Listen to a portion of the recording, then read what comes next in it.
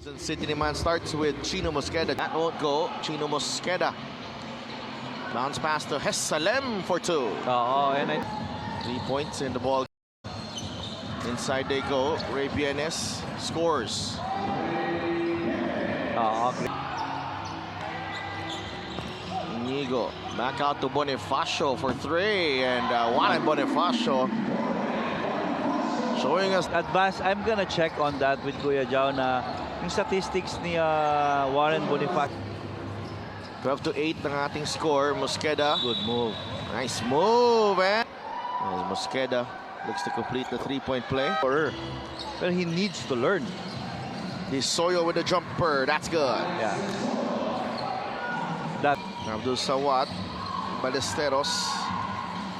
Yambing able to receive the rock. Three-pointer. Yes, sir. how can you challenge that? I think Fontanilla was the best player of that game, as Bonifacio with a turnaround shot. That will go. Momentum on the side of Quezon City, and they also have a 23-11 lead. Out of 8, 6 turnover points pa lang, so mababa pa rin yun. Roman against Victoria. Nagkat sa ilalim, Ballesteros. Victoria for three. Yes! Scoring picks up. Street, long two from Salenga. He knocks it down. Binigay kay Ballesteros. Ito naman yung mamimiss mo talaga. Talaga magtotoo yung sinabi mo na mahirap palitan yung isang Patrick Street because again, Here's Roman. Kosari will fire the three. Yes! Did not expect to get Victoria. the basketball. Now with Mosqueda. Mosqueda with a runner off the glass. Delpin, you know, how many games in this season na they were defending really well. Ang problema lang naman talaga nila, hindi sila Sleet got Yambing on his hip, and he finishes with nila kung saan pupunta. Off that zipper, aatakihin ni Patrick yan to his right. wow. Nice in his. And this halftime score is brought to you by GameX Sports, the official online. Scored 14 points in the third quarter versus Valenzuela. Here's Salem, three-pointer. Yes, sir. For them, he hopes the boys stay focused despite that incident. So that's Coach Louis. Maraming salamat, Mika. Jason Ballesteros. Yeah, on point there, Mika. Araya is different dimension. He's known to be a very good skills coach, Sedel. Yes, absolutely. And Warren Bonifacio. Before that fast break, no, you mentioned that every time the play goes half court, medyo challenge. Top against Pasay. Mosqueda drives. Short. Ballesteros with a putback. 7 puntos na para kay Kuya J. Turnaround shot. Victoria puts it in. That's talent already. Sleet. Patrick Sleet down the lane, up off the glass and in.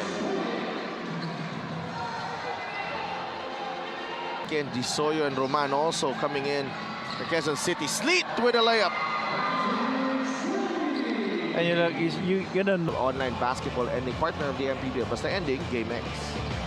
makakapag-execute ng mas maganda dito sa ating final period. Soyo. Favorite.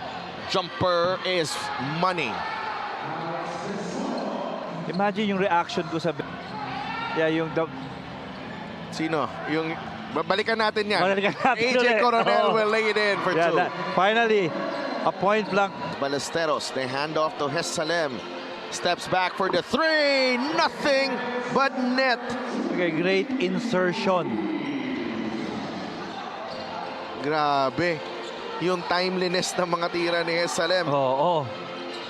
Victoria trying to answer right back at you. Okay, what about that guy?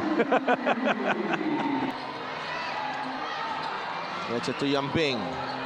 Will Fires. Yes, sir. That's big.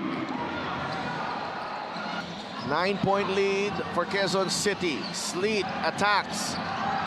Bonifacio recovers and scores. 12 points para ding Game X. Ayan, as long as that's inside yung perimeter area, mataas yung efficiency ng 3-pointer ni Kenji Roman on that spot, Sedel. Roman na naman na nagbaba ng bola. And they recover. Sleet will lay it in for 2. Lead is down to 6 for Quezon City. 52.8 seconds. Here's Coronel for 3. Wala pa rin. Puro kapos ang tira. That's gonna be it. And that will do it. Quezon City will prevail over Pasay And, in this North Division showdown. and I think this is the first game na talagang itong QC was able to beat a big team like Pasay. They were able to compete against the bigger teams, pero hindi yung hindi sila they were able to get the win. Pero this one is gonna be big for them. This Oh, is big.